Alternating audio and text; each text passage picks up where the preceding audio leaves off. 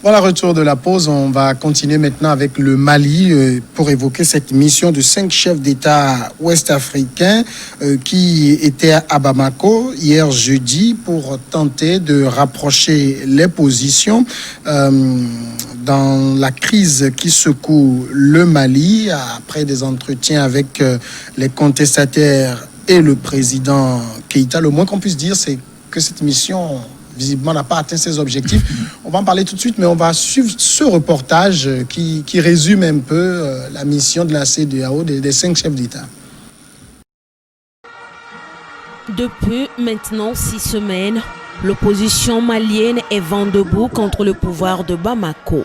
Après une tentative sans succès de la résolution de cette crise par une mission de la CEDEAO, 5 chefs d'État de l'organisation ont été dépêchés jeudi dans le pays.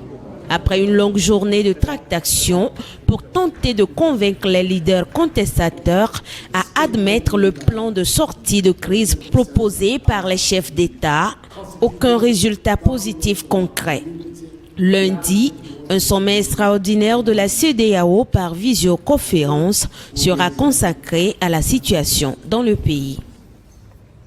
L'objectif est de trouver le compromis qui permettra une sortie de crise rapide au Mali. Et je suis optimiste, je fonde l'espoir qu'une solution sera trouvée. Le départ du président Ibeka est sans ambiguïté une ligne rouge pour la CEDEAO qui est régie par un protocole sur la démocratie et la bonne gouvernance de l'espace CEDEAO. Et ce protocole prévoit qu'il n'y a pas de changement anti-constitutionnel du pouvoir dans tous les pays de l'espace CEDEAO. Jusqu'ici, les efforts de médiation de la CEDEAO de trouver une solution à la grave crise politique que traverse le Mali depuis juin sont loin de porter leurs fruits. L'opposition reste inflexible pour l'instant.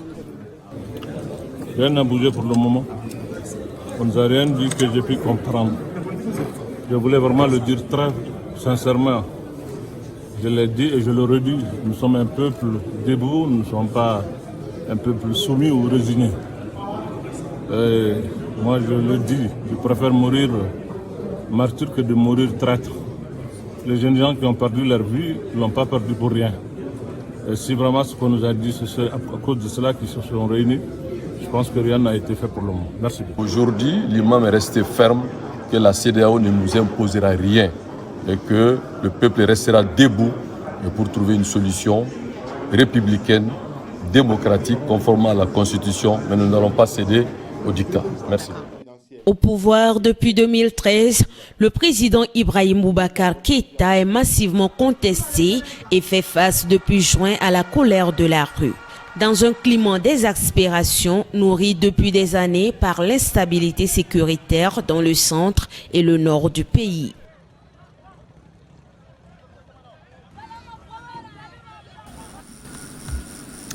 Voilà donc le résumé de ce qu'il y a eu hier à Bamako. Vivien Toye, moi je veux retenir essentiellement les propos de l'imam Mahmoud Dicko. On sent un homme qui finalement, je dirais pas, il ne croit pas trop à ce qui a été fait hier. L'imam Dicko est resté égal à lui-même.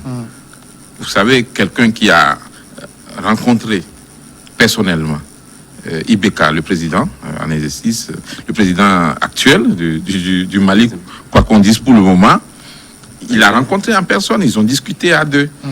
L'imam Dicko a rencontré des chefs d'État individuellement.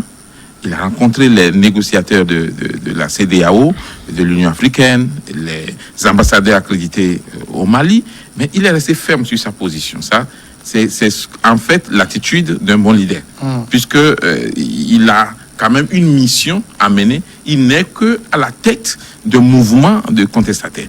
Donc ce n'est pas à lui seul de prendre des décisions. Mais en même temps, ce qu'on ne peut pas comprendre chez lui, c'est cette façon rigide de voir les choses. C'est-à-dire que on ne peut pas, pour trouver une solution à un conflit de ce genre, être toujours sur ses positions. Des fois, il faut mettre un peu de l'eau dans le vin. Et là, au début, ils avaient dit qu'il il fallait que M. Ibeka parte. Après, ils ont dit, bon, on peut revoir cette position. Mais aujourd'hui, ils réaffirment encore la nécessité de la démission du chef de l'État. Et les impositions ne peuvent pas permettre un dénouement rapide de la crise du Mali. Pourquoi 5 chefs d'État sont déployés en même temps sur le même pays? Tout simplement parce que contrairement aux pays qui ont connu la crise comme le Togo, des crises multiformes, le Mali a le malheur d'avoir également le terrorisme, un champ de guerre avec le terrorisme. Donc, vous savez, même si vous voyez la dernière actualité, les djihadistes sont encore frappés. Alors, on doit trouver très vite une solution au problème malien pour éviter de créer encore un enfer libyen en Afrique. Comme Imayaba, l'imam dit nous sommes un peuple debout. Et moi, je retiens surtout la fin de ces propos qu'on a suivis tout à l'heure. C'est un peu comme pour dire, si c'est pour nous dire ce qu'ils ont dit là, si c'est pour ça qu'ils sont venus, il valait mieux qu'ils ne viennent pas. C'est un peu ça. Oui, malheureusement, c'est un peu ça. Hein. Mais c'est déplorable aussi parce que, vous savez, quand il y a crise et qu'on parle de la médiation et qu'on peut faire asseoir les deux parties pour discuter de la crise, je crois que chacun devait quand même prendre de la hauteur. Et au niveau de Diko, on ne le sent pas. C'est vrai qu'il a derrière un peuple qui draine et qui sont en train de réclamer quelque chose parce que la mauvaise gouvernance, tout ce que nous connaissons au niveau du Mali. Et aujourd'hui, avec la médiation, au moins quelque chose devait sortir. Maintenant, quand il reste sur sa position, il fait de l'extrémisme, enfin, moi je peux l'appeler comme ça, parce que aujourd'hui, il ne fléchit pas d'un seul iota. Il dit non, si c'est pour que le protocole additionnel dont ils ont parlé, vous savez que les chefs d'État de la CEDEAO ont établi un protocole additionnel sur la bonne gouvernance et la démocratie. Justement, c'est-à-dire qu'on ne voudrait pas faire partie d'un président du pouvoir, pas de coup d'État, pas une révolution, pas de tout acte que ce soit. Donc, je crois que... Sauf que le protocole ne dit pas que le président doit aussi bien faire. Allez-y. Non, mais je vais terminer. C'est pour dire qu'aujourd'hui, c'est pour dire aujourd'hui que si même ce mouvement, le M5 arrivait à faire partie Ibeka du pouvoir, celui qui viendrait serait illégitime. D'abord, il ne sera pas reconnu par la CEDEAO et la communauté internationale. S'il ne vient pas des élections, il sera reconnu. Non, en fait, il faut faire partie. Si on fait partie, on mettra une transition et on va faire une il faut un temps, justement. Oui, c'est pourquoi je dis, on n'accepte pas un coup d'État. Ça fait partie quelqu'un, on ne l'accepte pas. Quel que soit celui qui viendrait pour organiser des élections, ce ne seront pas des élections régulières. Et donc, c'est pourquoi les chefs d'État sont en train de trouver d'autres passerelles, c'est-à-dire que de trouver des moyens pour arriver à terme du mandat de Ibeka. Et donc les chefs d'État sont en mission sauvetage Ibeka. Ah oui, effectivement, tu as trouvé le mot.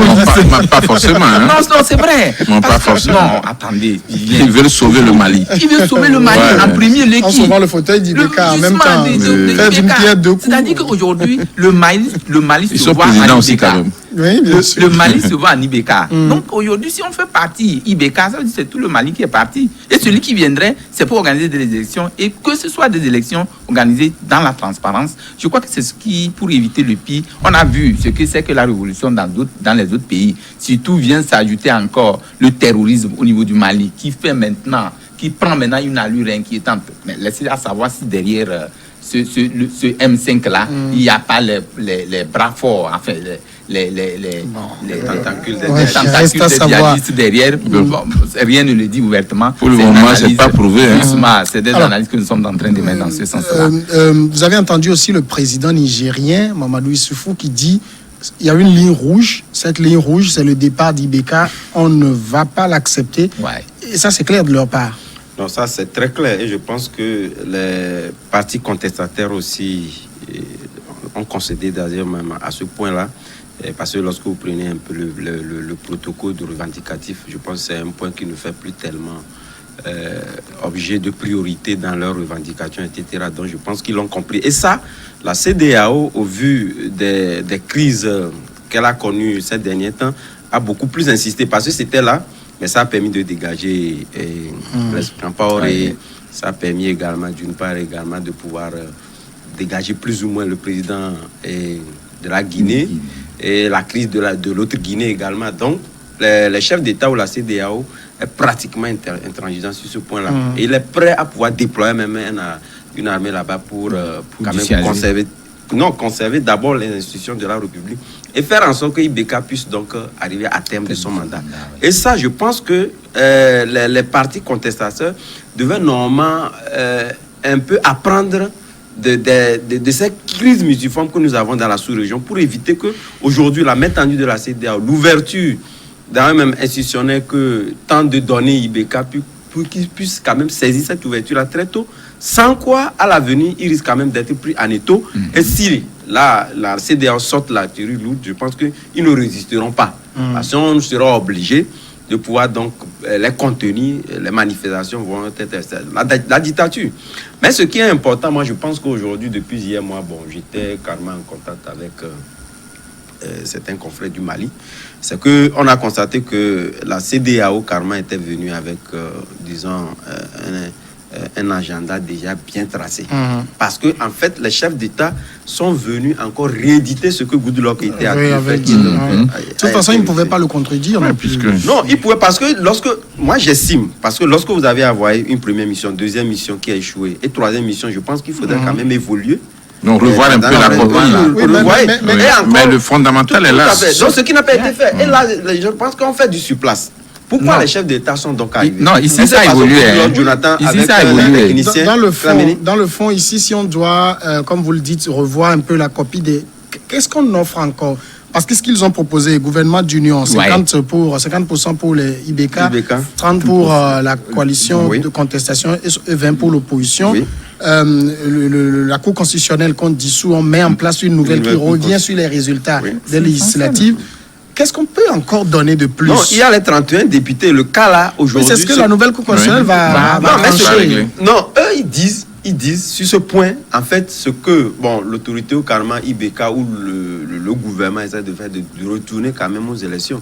Mais ils disent non, aujourd'hui, il faut quand même les réinstaller. Là, quand même, il y a un grand blocage. Parce que ceux qui sont aujourd'hui légitimes ou quand même qui sont proclamés par la Cour constitutionnelle à siéger au niveau des parlements ne seront pas quand même d'accord. Aujourd'hui, eux, quand même, ils ont des arguments en estimant que voilà, eux, on ne peut pas leur arracher comme ça le poste.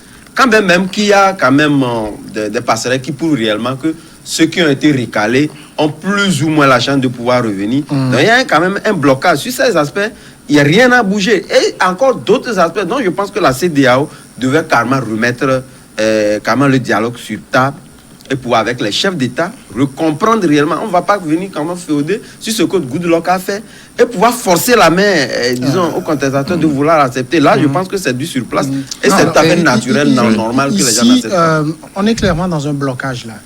On est dans un blocage, mais le problème, il ne faut pas se tromper. Avant de venir à cette mission, les chefs d'État se sont consultés et travaillent sur un plan bien élaboré. Il y a toujours une feuille de route. Et pour le cas du Mali, la feuille de route proposée par la CEDEAO a reçu l'assentiment de l'Union africaine, des Nations unies, de la francophonie et de l'Union européenne. Alors, tout le monde a trouvé, et des États-Unis d'Amérique, tout le monde a trouvé que c'était le meilleur plan. Alors, c'est avec ce plan qu'on est venu vous rencontrer. Moi, ce que je pense, c'est que, en réalité, aucun chef d'État ne peut venir pour demander à son collègue de démissionner. Ce n'est pas possible. Et aucun chef d'État ne va venir pour cautionner un renversement antidémocratique d'un président élu élu d'une façon légale et démocratique. Alors, aujourd'hui, ce qu'il faut faire, c'est essayer de revoir aussi un peu les revendications au niveau des contestataires. Et en même temps aussi, la CEDEAO ne peut pas faire mieux. Et vous savez, pour une mission d'une journée où 5 chefs d'État abandonnent leur pays, leurs occupations pour venir, tout est déjà calé d'avance. Alors, on vient juste pour vous convaincre d'accepter ça. Et en contrepartie, ceci. Et vous savez, dans les négociations, il y a aussi beaucoup de centaines de millions qui partent. L'imam Dicko a voulu faire une allusion un peu à cela en parlant de traîtres et de martyrs. Mais en réalité, il faut sauver le pays. Et en cela, les chefs d'État de la CEDEAO ne peuvent pas tolérer, par exemple, la pagaille jusqu'à un niveau. le peuple malien a le droit de faire ses revendications. Mais attention, il n'y a pas que le Mali qui est en jeu. Il y a toute la sous-région.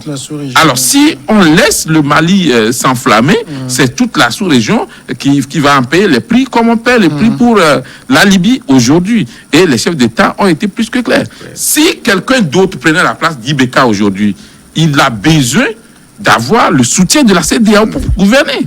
Et aucun président ne peut se foutre du soutien de ses collègues de la sous-région. Vous vous trompez, ce n'est pas possible. Chaque pays a ses armées et les armées doivent collaborer. Donc, il est très important que les oppositions, les contestations en Afrique se passent aussi, mais avec un peu comme dit l'expression, un peu de diplomatie. Il faut mettre de l'eau dans le vin pour pouvoir avancer. Oui, en fait, moi, ce que je regrette dans le M5, enfin, le mouvement du 5 juin, c'est que jusqu'alors, je crois que l'imam et sa frange de contestataires ne proposent rien de concret. Non, ils ont une plateforme de revendication. Oui, ils ont fait des revendications. Actuellement, ils ne veulent pas évoluer. Et maintenant, le point saillant, ça y est, la revendication phare, c'est le départ de Ibeka, qui est anticonstitutionnel. C'est encore phare. Oui. C'est pour ça que le président ici vous dit que c'est la ligne rouge. Ils l'ont compris également. Non, est-ce qu'ils l'ont vraiment compris? Ça, sincèrement. Si Soufou le répète en interview, c'est que c'est repris dans la salle. Il a dit clairement, je pense que ça a été carrément une menace, d'après les journalistes qui étaient là, ça a été carrément une menace de la part des chefs d'État en disant sur ce point-là, nous sommes prêts à tout. Oui, bien sûr. Ça, c'est une menace. Mais c'est pas une menace. Non, c'est pas une menace. C'est un rappel.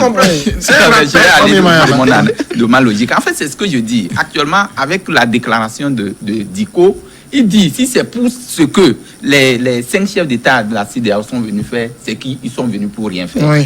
Cela voudrait dire que la revendication phare de M5 reste le départ de Ibeka. Et le mouvement parle même de dictat. Et donc, ça veut dire qu'il y a un problème qui se pose. Alors, la CEDEAO ne va pas vouloir qu'on fasse partir Ibeka par la rue. Et le M5 aussi soutient le départ de Ibeka par la rue. Je suis en train de me poser la question le lendemain, puisque dans les jours à venir, Ibeka, enfin, Diko et sa bande, enfin, c'est son mouvement de contestataires vont encore se déverser dans les rues et pour encore revendiquer. Quel sera le plan que va adopter la CEDEAO pour le règlement définitif de cette crise? C'est le 8 ainsi, parce que si on continue sur cette lancée-là, qu'on risque même que la montagne ne puisse accoucher d'une souris. Parce que ce serait un peu compliqué, parce qu'aujourd'hui, ils sont venus, toutes les cartouches sont épuisées. Je parle de la CEDEAO. Non, pas forcément. Oui. Non, peut-être une grande partie.